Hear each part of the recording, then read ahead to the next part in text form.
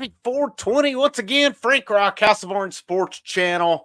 Just released a little bit ago. Tennessee basketball gets a commitment from four-star center out Hoover, Alabama, Dwayne Brown.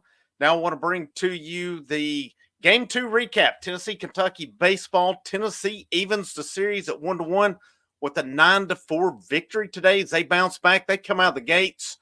Looked like they come out not too happy today. And, their two main guys set the tone out of the gate. Christian Moore, Blake Burke, back-to-back home runs to start the game. Tennessee puts up a 5 spot in the first inning. They never look back. That ended up being the difference in the game in that 9-4 victory. So as we get into that series, if you're Tennessee tonight, you've got to be thinking we should have this series wrapped up. Hats off, credit Kentucky. They did what they needed to do last night. But Tennessee, I felt like, had their opportunities and did not take advantage of them. They left guys on base. They didn't hit well last night.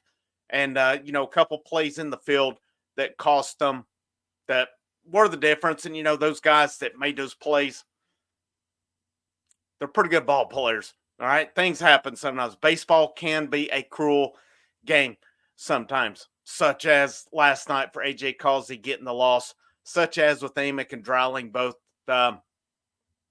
Those guys have done a lot of good for Tennessee. Of course, Dreiling bounced back today. Let's get into the offense for Tennessee today. They took care of business. Christian Moore started it off with a home run, went 4 for 6 today with 2 RBIs. Blake Burke, they had went back last night and changed an error to a hit. So he now has, I think it's 29 straight. He has the school record for, is it hits in a game or getting on base in a game? He passed Condridge Holloway in that. So Blake Burke, man, he's making his case in school history as being one of Tennessee's top all-time players. And you think about his freshman year, he played, I would say part-time, still had, I think, around 15 home runs that year.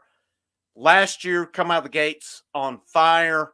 And then, as the season went along, got into SEC play, teams kind of figured him out a little bit. You got in the NCAA tournament, though, he come up, and I've said it numerous times on here, with arguably the 2 biggest hits of the year when he had the single against Caden Grice and Clemson with 2 outs in the 9th inning that prolonged that game, allowed Zane Denton to do his heroics. And then at Southern Miss with Tennessee trailing in that game, down 1-0 in the Super Regional, and he hit one that I don't know if it's landed yet, that he just crushed.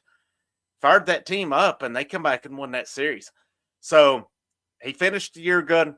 He come out of the gates in Texas, down in Arlington, didn't mix results. There was some bad, got going a little bit, but he's becoming one of the top hitters in all college baseball. Still hitting 410 right now in the season. Just his ability to take bats, many pitches, his ability to go either way. He has become a complete hitter this year. I'm really impressed with what he's done. Really proud of him for the way he's progressed. And this guy's had to have moved up some draft boards. And something that's forgotten, and some of you mentioned on here as well, his defense at first base. He is a complete baseball player. Now, with his hitting, with his defense at first base, his arm is really good at first as well. He's made numerous defensive plays this year. Had one on a double play today where it was hopped, and he had to go down, and he stayed on the base. That got them out of a jam. Cannot say enough good for what Blake Burke is doing this year. Home run record as of now, he and Moore keep kind of going back and forth on that one. I hope that one goes to the end of the year. And then, his school record, I think it's on base. It could be hits. I'm kind of confused. I'm not confused. I just can't remember on that one. But Billy Amick, 0 for 5, not his best day. Not a great weekend for him so far with his defense. He had the defensive play last night, the error. And then he had one today. It was a pop-up and come over, and I don't know what happened, but he dropped it. But luckily, Tennessee got out of that. Kavaris Tears, 3 for 5 with a home run. Dylan Dreiling, 3 for 5, 2 home runs. Dean Curley, 2 for 5. Reese Chapman, 1 for 3. He had a walk. He had a hit by pitch. And then Hunter Ensley, Cal Stark 0 for 9 combined, 6 strikeouts between them. Cal Stark did get hit by a pitch once. So 12 strikeouts total for Tennessee today, and that came from 5 guys. Burke with 2, Amick 2, Tiers 2, Ensley, Stark with both 3 apiece. But, good all-around day for Tennessee. The bats got going again with those 9 runs.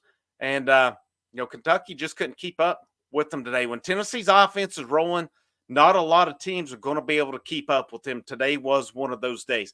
And, we'll see where this goes tomorrow. If I'm Tennessee and through 2 games right now, and this is no disrespect to Kentucky, I think if you're Tennessee, you look at this through 2 games, and I'm saying we're the better team. Now, the SEC standings, Kentucky has 2 losses.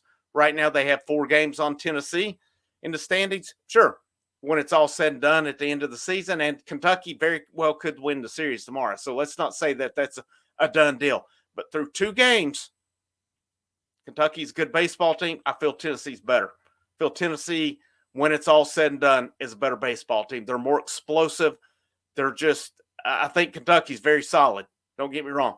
But I feel Tennessee, when their offense is on, and you get to Sunday, that's normally a good day for this Tennessee offense to light someone up.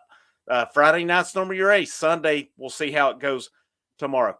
But as Tennessee enters that, and then the pitching today. Let's get back into the pitching.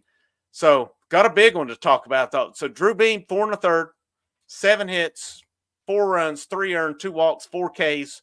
He threw 92 pitches today, brings his ERA to 3.40 on the season. The big one for me today, was Aaron Combs comes in. What was the score? 7-4, 8-4, maybe. And I'm trying to think back on that. Runners on.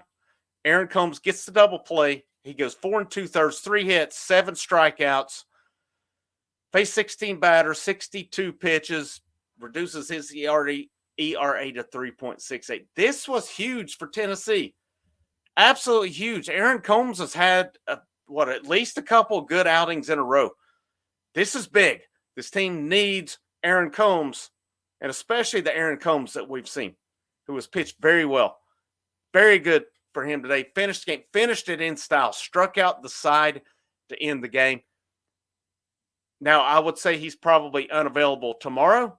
Or not probably. He will be unavailable tomorrow. You'll have, outside of Beam, Causey, and Combs, you should have everyone else available tomorrow. But that was big. That's big. If he's starting to get it in Tony Vitello, they asked him what's the difference. And he said basically just getting in rhythm, just pitching more. And his quote exactly was, we talked, they said, on what's allowed Aaron Combs to improve over the last couple of hours. Yeah, we've talked about, I think, just pitching more, staying true to his identity, going outside of himself a little earlier in the year. And just getting in a rhythm. Combs starting to get in a rhythm right now. This is big for Tennessee in a time where there are pitching questions still. It's a staff that ranks top 15 in the nation, but they still need more guys to step up. Huge for Tennessee. You go into Sunday, 1 o'clock, rubber match, 1-1. Tennessee's been here, 4 out of 5 series on the year. Last weekend's the only one they've gone into Sunday with it decided.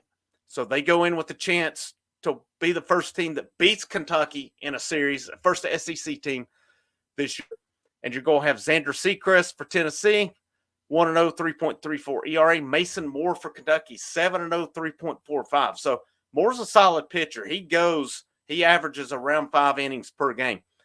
Can Tennessee get to him and run him out of the game? That's going to be key in this game for Tennessee. But, good bounce back for them today as they come out fired up and ready to roll.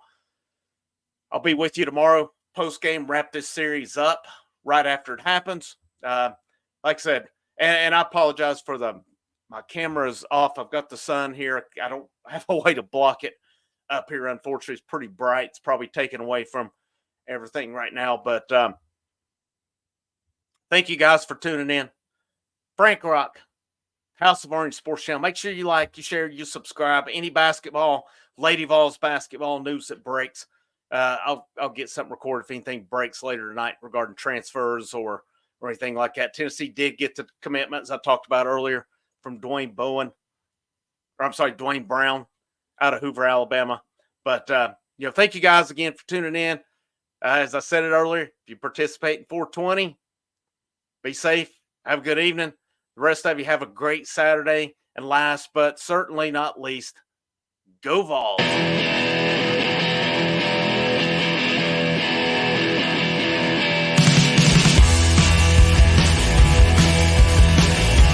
Everyone rejects me.